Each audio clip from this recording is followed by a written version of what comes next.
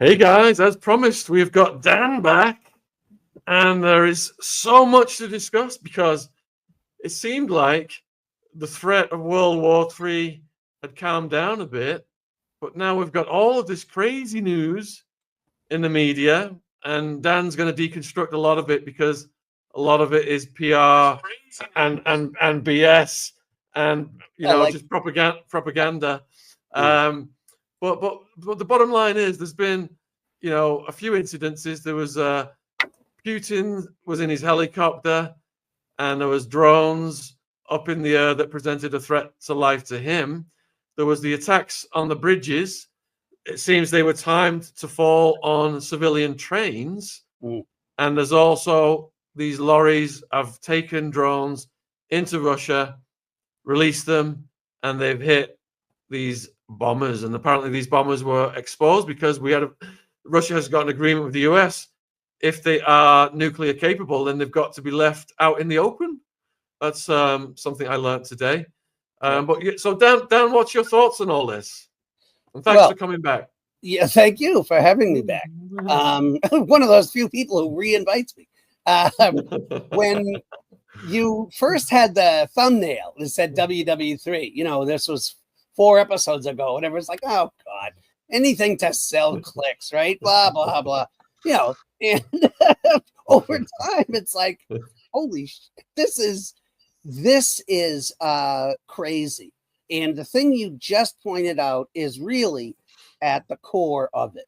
First of all, and it's important because everyone has heard about all of this now, but they've heard the only thing the West is good at, which is the PR war.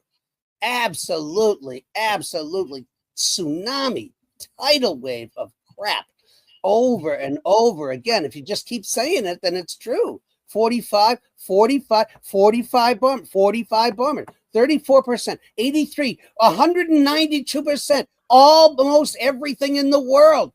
Just you keep saying that, and people, it's the baseline of what passes for common knowledge in the Western media consuming population. So there's the first round of lies, which are standard, absolutely. Ghost of Kiev, the massacre at Bucha, all of this stuff that has come out of these Nazi mouths and typewriters. Well, I'm dating myself there, aren't I? iPod pad, whatever, for the whole time. We're used to them just lying, and you take by 1 or 2 orders of magnitude down to, okay, so maybe they hit someone. We killed 1 million people. Well, maybe they bumped someone on the bumper of their car, But so that's the first thing to attack. There weren't 45, there weren't dozens of nuclear bombers destroyed. That just didn't happen. It's like 4 or 5 to 8 that were either partially or completely demolished. And then you have to pull back and say, what does that mean? Well, the thing is that it's not Dr. Strangelove. You don't have all these things in the air 24/7 to make sure that you get through the next 24 hours. The maximum that have ever been airborne at one time in this operation for the Russian Federation is 6. Well, okay, so you have 25 there. You have 55 altogether. There's some in storage. So it's not 34%. It's none of that. It's maybe 4%, maybe 6%. It's a big swipe. It doesn't have the effect on the military reality. In fact, it has 0. There's absolutely nothing that it can do, except it's a big stick you. This is MI6's classic campaign. Again, it's a PR war. They can do special ops. That's not war. Special ops is not war. It is an op that is special, in fact, that it supports a military operation that can carry through on its own. And this clearly could never have done so. Even the West could never have done this. It's not a military operation. Is it terrorism? Well, the trains, yes, absolutely. Pavel, and I got to say his name, Pavel Mishin, 34-year-old kid who was dreaming of being a machinist since he was 8. He stopped. As soon as he saw something on the tracks, he pulled the brake, told his assistant to get out and hide in the engine room. Right? They both died.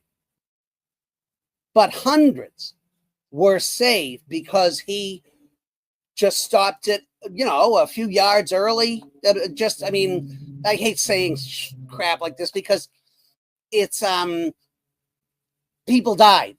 And you can't just say, well, it could have been worse. But that is true. And this is heroic in Russian terms. And it is terrorism in international terms. That's what terror is. Deliberately targeting civilians to sow terror in the minds and hearts of the enemy population. That's what it is. Now, the other operation is clearly aimed at military targets. We get that. And it's using military means, mostly. But it was done under wraps. It was done by deception. It was done using civilian infrastructure and the civilian supply chain in disguise. It could never have been done openly. It wouldn't have succeeded beyond 10 feet. And it didn't make as much difference as they thought it would. Nobody says that 3 out of 5 of these things didn't work at all. And nobody has mentioned what that means. That's a guerrilla campaign, right? It's asymmetric warfare. That's what you do when you're trying to instill an uprising in an aggravated and hostile population, hostile to the governing body. And there's no reaction like that because it doesn't exist. They didn't use Russians. They use Ukrainian who can speak Russian, which is all of them, by the way, including all of the negotiators at the table today in Istanbul, conducted entirely in Russian by this clan of people who faked an identity on the back of the idea that Russia is evil and Russian is evil and Russian Orthodox theocracy is evil and Russian dance and Russian vodka and Russian dogs. I don't know, whatever. Everything that says Russian is evil. And it doesn't sit certainly with any part of the Russian population. And it doesn't really sit with most of the Ukrainian population either. They all speak Russian.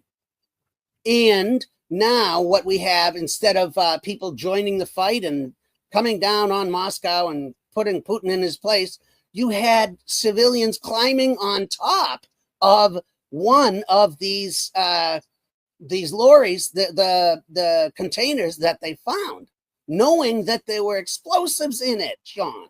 They climbed on top so that the weight of their bodies would prevent it from opening. And then they had rocks they were piling on and set fire to one of them, because they knew what it was.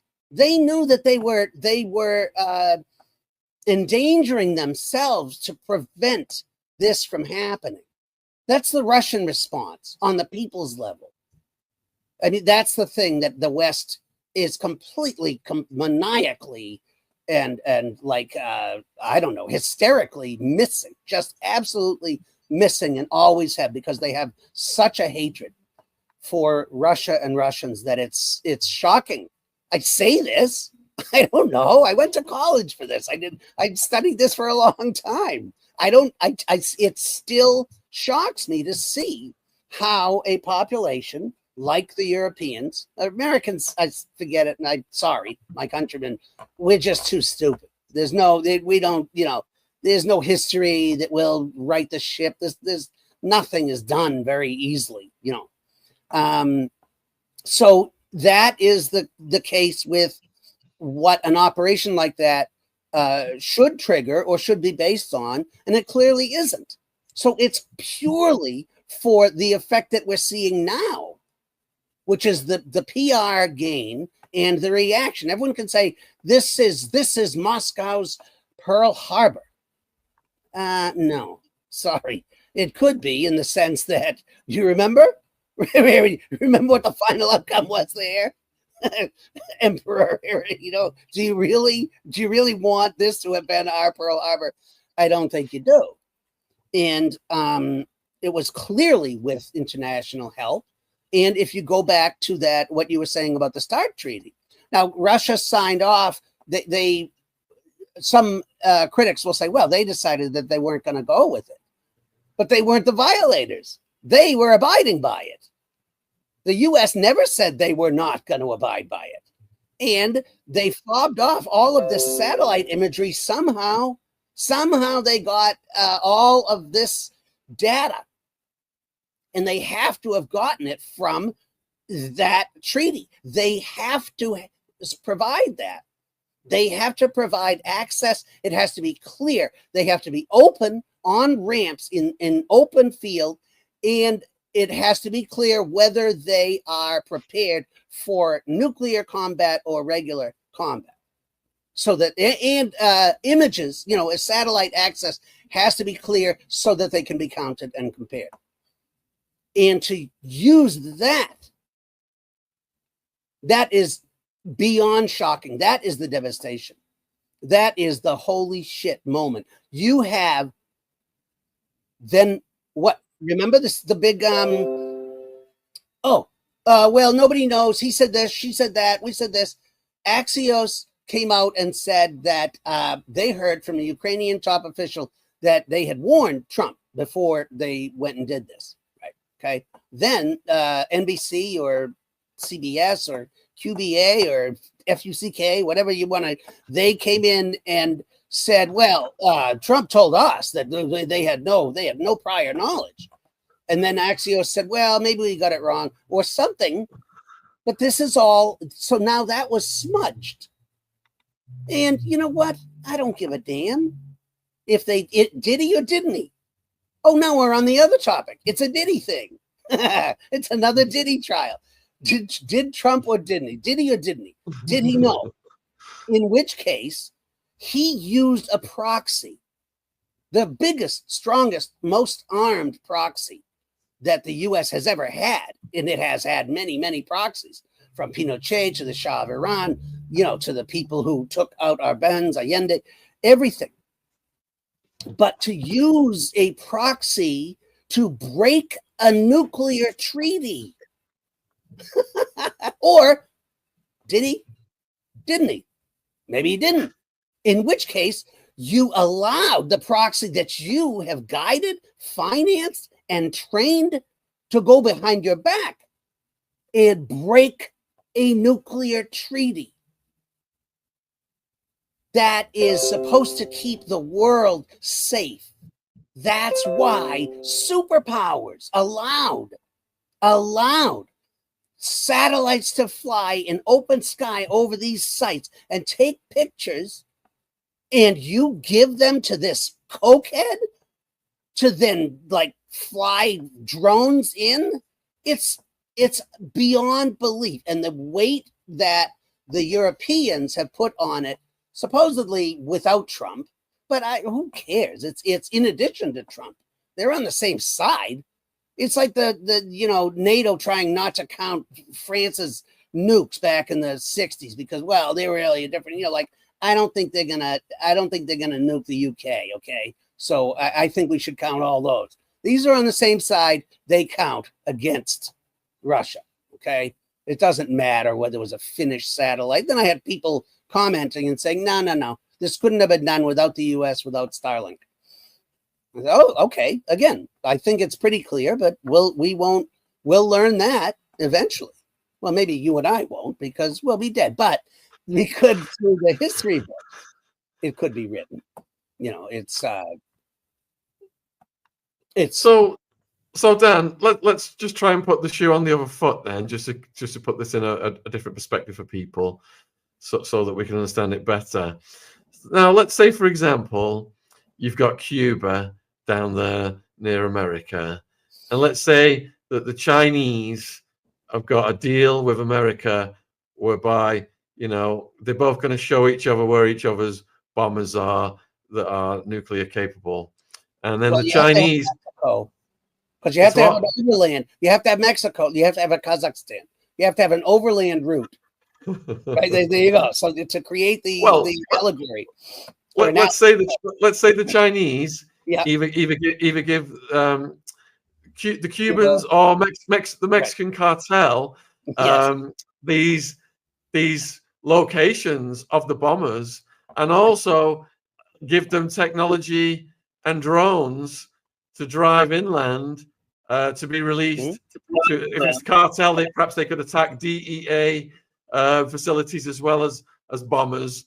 Sure. How would America react if such an attack was launched upon it? Well, to finish the analogy, Xi Jinping would offer to mediate between the Cubans and the Mexicans, or some bullshit like that. I mean, it's like, the guy who sent these things is going to help us? Are you all crazy? Are you really insane? I mean, I don't want to make fun of people with mental health issues, because I know that's a real thing for humans. But these guys are batshit. It's unbelievable. That's exactly right. There would be so much devastation right now that it would be unfathomable. The World War III would already have, but of course, I think if the positions were reversed, that would have happened long ago. I think that the West is very good at lying and very good at ignoring. And that's how they got through the last 500 years, I guess. Yes, someone said, right, restraint. That's the thing. It has been unbelievably restrained. People don't realize that. Remember, this has been happening in Mexico or Cuba for 3 years. I mean, I'm sorry, 15 years before that. Tens of millions, several billion, from going back to Newland and Pyatt and all that, of creating the network of alphabet soup and NGOs to have fake front organizations that are like mini CIAs and democracy fronts or whatever, to build the society that is absolutely centered on Russia hatred. Oh, and the visible history of Nazi collaboration. So it's not like people hating Russia for just whatever reason. They have a Nazi collaborator history, and this was just an unbelievable attempt to revive it and keep it growing like Frankenstein. And that's why I said at the beginning that is why this is so insane, is that to let your proxy, because I am so sick of, we laughed saying that Xi Jinping wouldn't, if the Chinese were instigating it, you wouldn't expect the president there to be in charge of mediation. It's stupid. It's a stupid idea, but somehow they've convinced Americans and most West Europeans that this is a reasonable thing. And it's just like having 2 + 2 constantly be equated to 5. And you're sitting there saying, what is wrong with me? Did I eat the wrong thing this morning? I think I'm going crazy. How can that be? Like, I learned the specific, I knew in general about START, but I hadn't, because my first thing is, whoa, how did they get so deep? Wait a minute. And started taking it apart. And I said, whoa, that is beyond, what are they calling it? Audacious and bold. It's brash, reckless, suicidal. I don't know. There are many, but I think, when you look for synonyms and they have different columns of them, and some are right on cue and the others are, we didn't mean like yay for you. No, we meant stupid. and other forms of stupid. Oh, okay. Well, that's not audacious. Dan, let me interject for a minute. I know you've got some notifications going off. Are you able to turn that off while I interject for a minute? But what I'm going to say yeah. is that if you're not familiar with Dan's work, he's got a YouTube channel. He presently has 140 subscribers because when he first started coming on with us, he got banned. He got deleted quite quickly, but he's back. Anyway, if you're not familiar with his background, he's a writer of political commentary and analysis, and he speaks 5 languages. He studied Russian history and literature at Harvard. He's appeared as a guest all over the place on foreign affairs, political analysis, etc. And he's on X. His Buy Me a Coffee's down there as well. His website, all of his links are down there. And, you said how they're selling this fiction of, the president comes in as the mediator. But the Russians aren't buying that, are they? Because it was, I can't remember the exact year, Putin's famous quote, the president has good ideas, but when the men with the suits come and visit him, then those ideas are all squashed. And do you think, when Trump came in, he was idealistic. He said he was going to end it rapidly, etc. Do you think Trump has realized he doesn't have control over it? It's above his pay grade. The deep state, the globalists are running this. And now he's calling Putin crazy because Trump's looking for a way out of what he said and what he committed to the public. Yeah.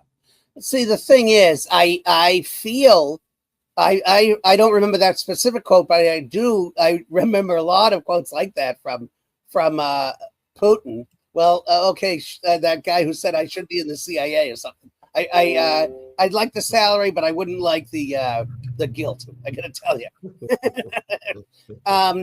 So when Putin and Russians say stuff like that, I think it means they have their finger on the pulse of it.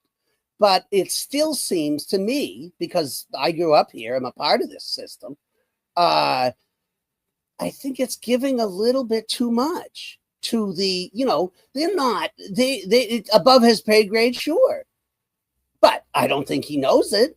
I really don't. I really don't think that he or Obama or all of the people who eventually get sat in that chair and miraculously wind up worth $100 million 4 or 8 years later, that they know that they are just button pushers. I think they think that they do have it. Then they think that this is how the game works. I have to find a way to do it. I have to find a way to turn it into my promises into a reality on the ground. And I am a little bit more cynical than that, I think, or critically thinking, maybe, in that I think that he had no intention. He wanted to call Biden an idiot and say that Biden was the worst president ever. He wanted to pretend that he could scam a few extra million voters who pretended to be anti-war voters by claiming that this war was a waste of money or something. But he was never a peace candidate. He was never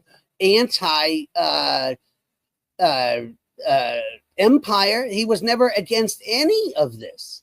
And so I was just waiting for when he would say, when did he say the crazy thing? It was only like 4 or 5 days ago. When it's like, okay, I can't. First of all, he came right out and started I'm a big guy. I'll be in the middle of this. Then you say, okay, he has no idea what he's talking about, or he's completely stupid, or he's lying. And he can be all three. I don't see why. I'm not picky. They can have all of those. And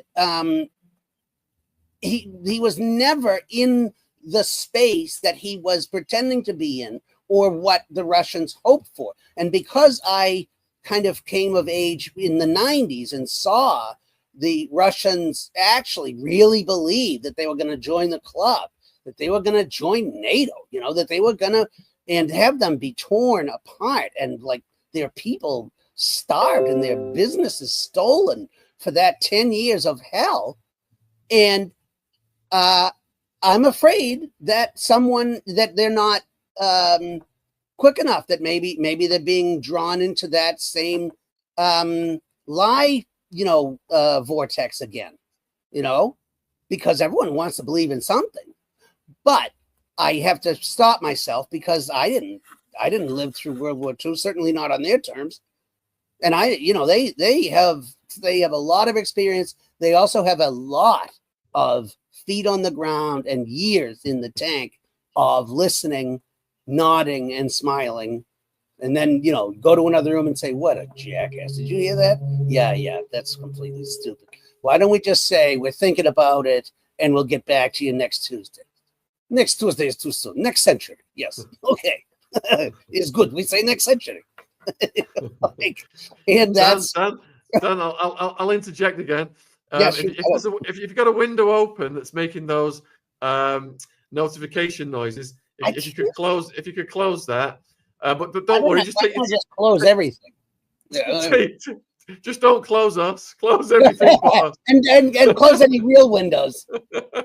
While you do that, I'm just going to interject. So, okay. if you go back a few hundred years, folks, you had Napoleon wanted to conquer and pillage Russia. Ended very badly for him, his grand army.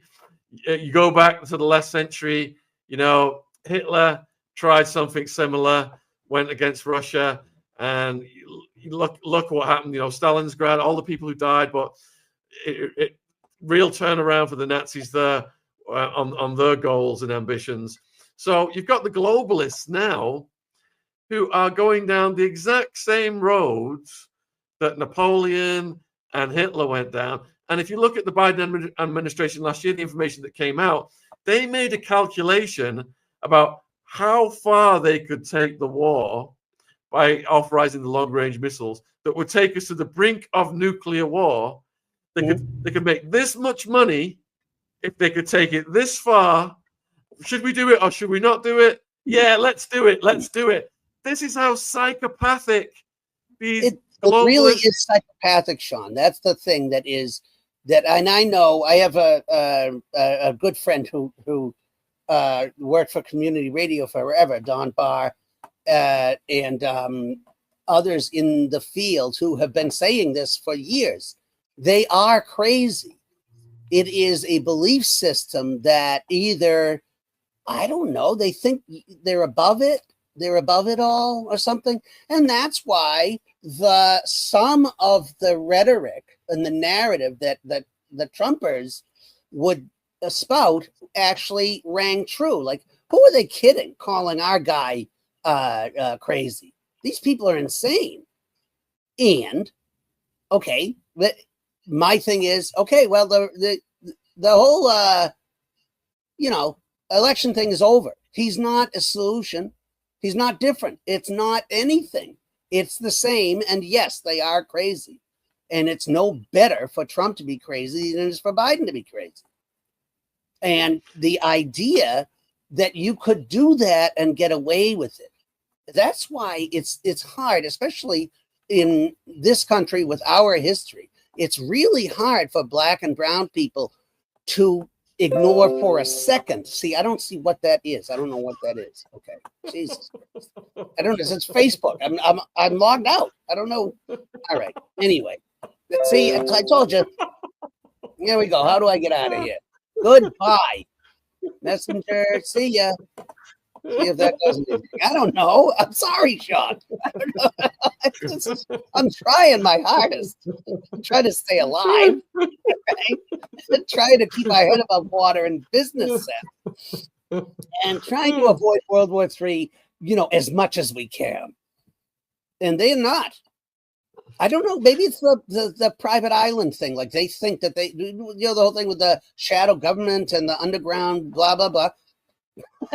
I always think that's a little far-fetched, but maybe, I don't know, maybe they really think that they're going into, Dr. Strangelove.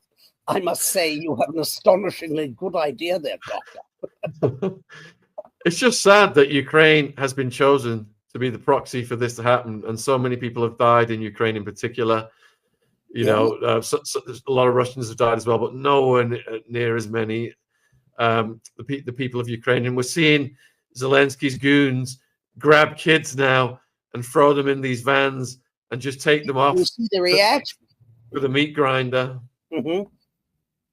You see the reaction. That's why Poroshenko said a couple of months ago, you could have an election tomorrow, and Putin would kick Zelensky's ass. I mean, they hate this. And there is someone else, a woman who is deputy minister of whatever. I think it's minister of war or something. She said, we're never going to be done with this. We'll just switch hats. If there is ever a bad peace, or forced ceasefire, we're going to change hats, and then we're going to be partisans in the mountains and in the forests. We'll have guns.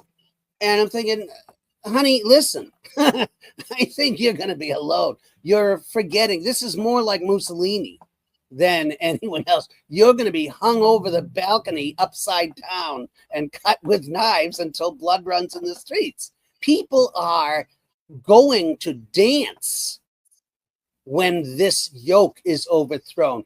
I think it will take a long time, and it's not. The Russians aren't stupid. They're not pretending that they're all going to be best buddies and friends, but this is a miserable attack on the people of Ukraine by the people that are in charge of Ukraine, or can be made to be in charge of Ukraine. Yes, this guy says Ukraine was chosen precisely because it is next to Russia. Exactly. That's the thing they did wrong, was be born. All right. Dan, people who say it's Ukraine fighting Russia, that's how the war is classified in the media. Would you say more so it is NATO and US and British intelligence fighting Russia? That's who's pitted against each other, really. Would you say they are the three principles, or would you say there's more to it? I'd say no. I'd say that. I mean, I think it's hard to distinguish, between who's doing what. I think that MI6 had a lot to do with Kursk, and apparently a lot to do with this spider web thingy, and the British came in May of 2022 when they were having this was over. They said they jumped in. Russia said, okay, look, see how close we can get to Kiev. If we want, we can shut you down. Okay, so let's just do this. We'll do most of Minsk. We'll have this. These people will be autonomous, but they'll still be under control. And Bojo comes in and he tells him, no, don't sign that. Okay, well, then that's, it has never been Ukraine. It's always been, that's a good triad, but it's the same, did NATO kill Lumumba, or was it the Belgian Congo, or was it like, it's the boys' club, really, the ruling class, and the people who run it or run it for them. Now you have an open wing that is, flagrant, like Callis, right, who comes out and say, it's more than a decade, Nathan, honey. It's 5 decades. The CIA were created in Ukraine. They just haven't been there for just a decade. They were the beginning of the Leave Behind series, not the Christian one. But if you go to the end of the war, and there was this coterie of fanatics, the people, the On to Moscow crowd. And, Roosevelt was like, well, they're crazy. And he said to his son, apparently, after he left Potsdam, or after he met with Churchill, he said, wow, he's a real Tory, isn't he? Like he is for the war. Ugh. I don't know how we're going to get through this. And Truman took over and was immediately ambushed by these guys who believed in this and started the OSS, started NATO, all this thing. They had a plan ready to go for 100 100 nuclear bombs to devastate cities and towns in the Soviet Union. And what it was, kind of merged in with the Cold War and became the huge stalemate that we all grew up in. But the general idea became crazy. Like, no, what? No, we weren't going to rearm the Nazis. That's ridiculous. Who's going to rearm Hitler? That's no. You're getting that wrong, right? And carve it up just like Yugoslavia, a bunch of stands. They just call it Stanistan, And now you have people. These are people who have been in it, people whose grandfathers were Nazis and are now front and center. Baerbock is now the president of the General Assembly. Are you kidding me? And Kaja Kallas in Estonia, she uses exactly the same rhetoric. Wouldn't it be great if Russia was carved up into smaller bits? And then we wouldn't have to worry so much about them being so powerful. You're going to quote, it's going to be a bunch of little Estonias? You're going to make up languages too? I mean, it's astonishing that it is allowed to emerge and calls to memory for Russians, I'm sure, but also those of us who have our ears to the ground historically, that this is, Edward VIII. This is the part of the British aristocratic class that was not anti-Hitler. That Fanta giving, and then Ford and these companies funding Hitler. Like, wait a minute. What is the? I mean, even Truman said if the Germans are doing bad, we'll jump in for the Russians. If the Russians are doing bad, we'll jump in for the Germans, and hopefully they'll all kill each other. You've got a super chat here. Let me read this one. Okay. Have you seen the new NATO Brussels guys? It's a huge replica of a set of SS bolts. Oh, yes. The Nazi paramilitary force. Look up aerial view. So Germany is building Nazi buildings. I have seen that. Wow. They look like swastikas. And that, I mean, it's, I don't know. Who approved those plans? I don't know. We got in trouble for that because we were trying to make a $$ sign in a high school band and a few kids were missing. So if you imagine, it looked like a swastika. I got called into the principal's office. That was terrible. But he's raised Germany there, that which leads into my next set of questions, which was about red lines, because we're in this era now where technology and missiles are being provided to a country that otherwise couldn't produce these things itself and fire them into Russia. So it's only these outside vested interests that are keeping this going.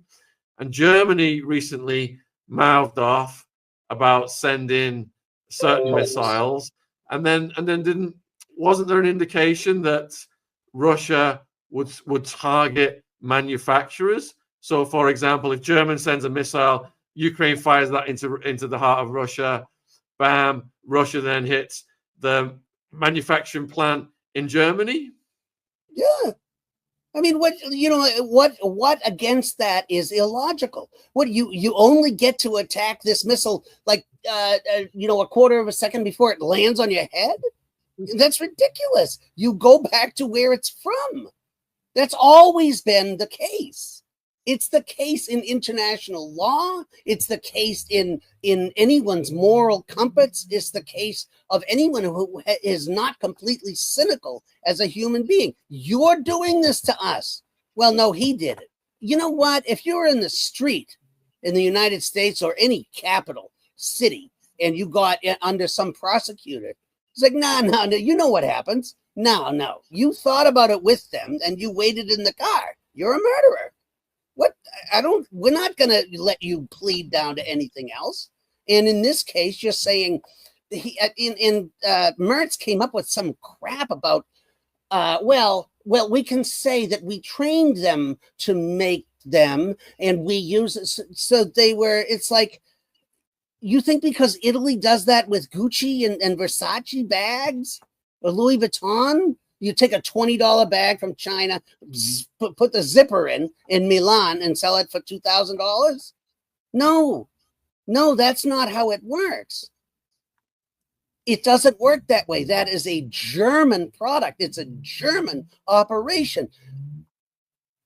Sending deep missiles into Russia, like who?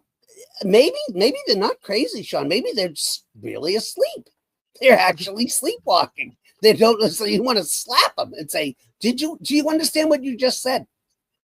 But Daniel, if these demonic elites just want perpetual escalation, doesn't that fall into their hands? Because let's say German missiles go to Ukraine, they get fired over to Moscow. Russia bombs a German missile manufacturer in Germany. Doesn't that invoke Article 5? Yeah, and it also is used by the same people own. Go away. Sorry. The people who own all the voices, all of the publications, all of the amplified voices in the blogosphere, in print, in everything. And so you get people being sold a narrative that it's patriotic then to rise with the government and be and be pro-German because we're being attacked, etc., etc. They're masters at that too. So yeah, it does, and that's why the restraint. One of the reasons that I've wrestled with that, I talked about it a few minutes ago, about thinking that the restraint was maybe too much, too kind. And I realize day by day that no, that's sometimes you're only playing into their hands. You're threading a needle. Talk about, Jesus and the camel and the eye of the needle or whatever. Putin has been threading his way to heaven. I got to tell you, this thing, I cannot believe. Well, we can attack some people, but not all of people. It's incredible that you have to predict the other guy's insane premonitions. Say, no, you know what? Then then we'll just do this. And people also remember, Putin is not a hardliner. He has hardliners in his government and in his country, not just in the Duma, in the streets. West wants to forget about all of that. They want Navalny or some liberal idiot who got 7 votes that the CIA bought for him in a Moscow election. That is who the opposition is. You know who the opposition is in Russian politics? The opposition is the Communist Party. These are the people. They get 15% of the votes, whatever. They are the biggest non-ruling party. And so there is an anchor there. That's an anchor that has never gone away. That's why they still have reasonable retirement. That's why they still have free education and healthcare. That is a huge part of who Russia is. But also, it's the reminder of who they were and who they want to be. And that's why someone, I think, who is as respectable and smart as Putin, I'm not in love with the guy. I am always impressed. Like, holy shit, how did he do that? Someone said, you're into, do you ever feel like, you just want to punch someone? And he said, yeah, all the time. The trick is not to. You just don't. Duh, be a man. Let me read this and comment. You can check out your notifications again. So Chili's saying, I just wonder why US elites want war with Russia, while all factories, whole production is placed not in us, but in China, India, Vietnam. So in my perspective, I'll hand this over to Dan in a minute. In my perspective, it's extremely complex. So, for example, Ukraine represents so many, billions of dollars worth of resources. Russia must be 100 times the resources of Ukraine. So the globalists have already divvied up Ukrainian assets. Go back to Burisma, the Biden crime family, etc. Yeah. Imagine if they could collapse, if they could use Ukraine to collapse Russia and divide all of those Russian assets up amongst the globalist banking mafia. That would be the absolute jackpot for them. When Napoleon went in, when Hitler went in, what did they do? They seized oil, they seized the resources, and they funnel all that back to their own empires. It's just been the way this has operated for hundreds of years. But there's also geopolitical considerations, power plays, and